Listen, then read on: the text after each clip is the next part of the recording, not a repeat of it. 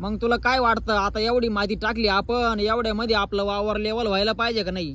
का रे कुत्र्या भाऊ?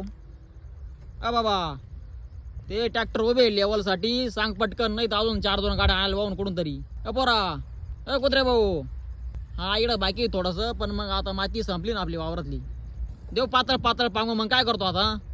इकडं 2-4 गाड्या बसतील अजून, मग एवढं एक तुकडं होऊन जाईल एकदम क्लिअर. का थांबून घ्यायचं आता? बाबा कसं करतो मग? तुला येऊन राहायला सटले मारीत, तुला सांगेले घरी बसत जाय. ते कुत्रे सगळे आपलं रोप चोडून राहिले, त्यांना फटकरून लावायचं पटकन. असं कसं तू राखणदार? त्या कुत्र्याला चांगला द्यायचं तू मार. आपल्याला असे कांदे पिकवायचे, हे असा मोठा मोठा कांदा झाला पाहिजे. इकडे पाहिजे तू.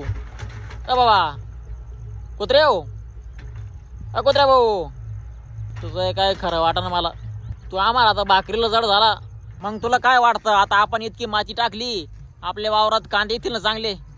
जाय घरी जाय, आता तिथे जाऊन बैस निवारायला कुठतरी. आम्ही घेतो करून ये, तेव्हा असून नाही राहिलं. फक्त रात्री चांगलं राखण कर.